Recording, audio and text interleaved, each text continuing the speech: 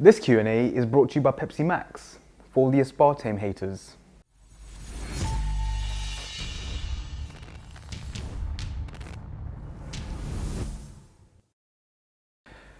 Okay guys, so here we are again, the February Q&A. This is the questions that I'm actually using in this Q&A were the ones from the Facebook page. So about a month ago or 2 months ago, I posted sort of a Q&A or AMA, whatever you want to call it, onto the Physiconomics Facebook page. This is going to cover all of those questions, and then from next month, it will be all members only questions. Okay, so February Q&A, let's begin. Question number one, Marcus Miller asks, what is your opinion on PSMF for kickstarting a diet? So for those of you who don't know, a PSMF is basically a protein-sparing modified fast. Essentially, it's a crash diet, or it's a very aggressive diet where you cut your calories down, to about, for men it's about anywhere from between 800 to 1200 calories, and for women it will be between 600 to 800 calories, and you're consuming all of those calories through protein, hence the name protein sparing modified fast. So Marcus's question was, what's my opinion on using that strategy to kickstart a diet?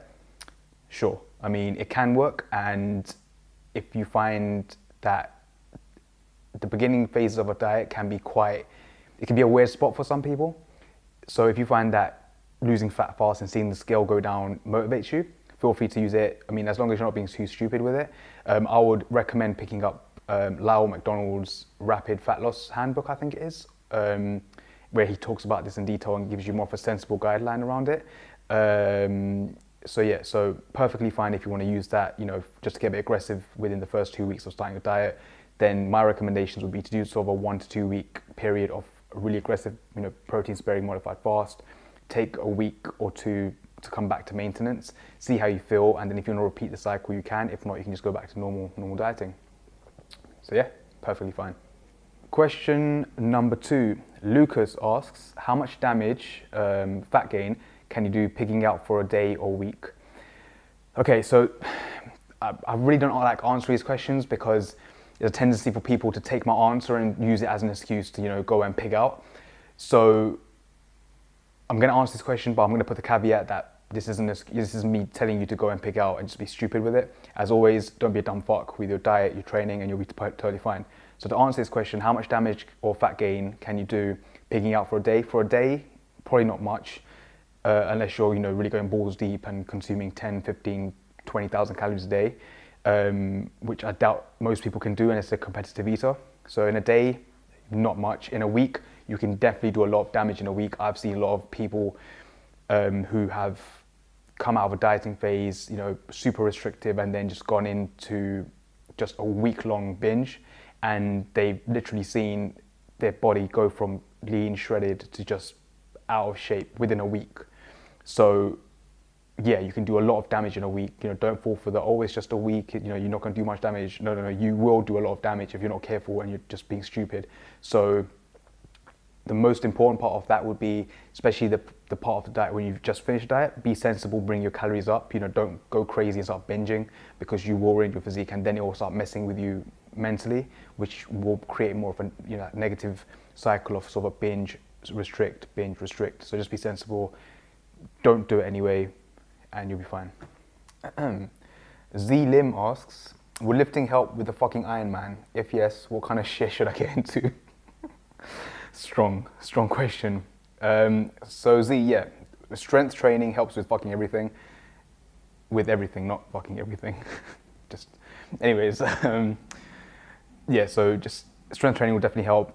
Being strong in general is super helpful to any aspect, sport, day-to-day life, whatever the case is.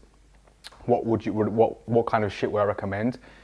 Just do a very simple, like a 5x5 program where you're just focusing on the main lifts, so your squats, your bench press, bent over rows, deadlifts, and focus on, between that 3 to 6 rep range. So you're just focusing purely on strength. And yeah, you'll be fine, because I know that with Ironman, you're going to be doing, alongside the strength training, you'll be doing a lot of other things as well. So, and because for that reason, I'd say don't, try and overwhelm yourself with too many exercises. Focus on the big movements and focus for the strength rep range, 3 to 6 reps, you'll be fine. The Atkins diet, low carb diet, 10 words or less, go. It can work for some, but not for others. Is that 10 words? It can work for some, but not for others. Yeah, 9. David London asks, nice name, I like that name. Do you like calisthenics? Yeah, I love calisthenics, I think they're awesome. Do I think that you can build muscle with calisthenics?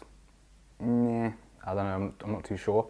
You could to a degree, I guess, but if you want to, I would still say, you know, if you want to do calisthenics, feel free to do calisthenics, they're awesome, but have them integrated into your strength training, into an intelligent strength training program.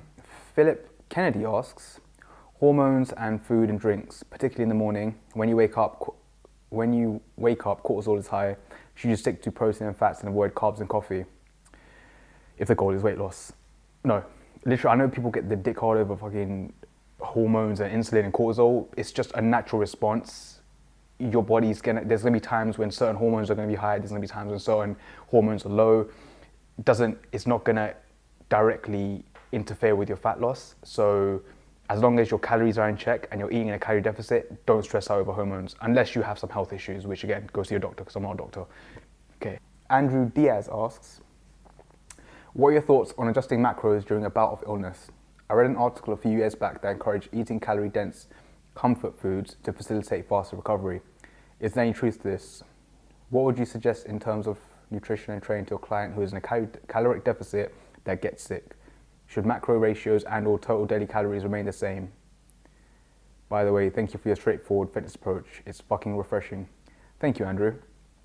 So to your question, I don't know who the fuck told you that. It's just stupid. No, you don't need to resort to high calorie comfort foods.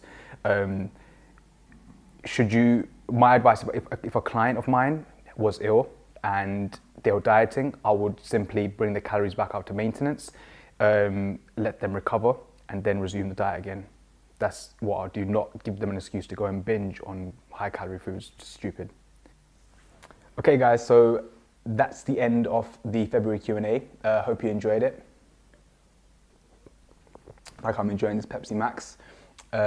So what will happen now is near the end of February, end of this month, I'll be sending out an email. So keep your eyes open for that. In that email, I'll ask all you guys your questions, and then I'll take those questions and we'll film them for March. Until then, see you guys later.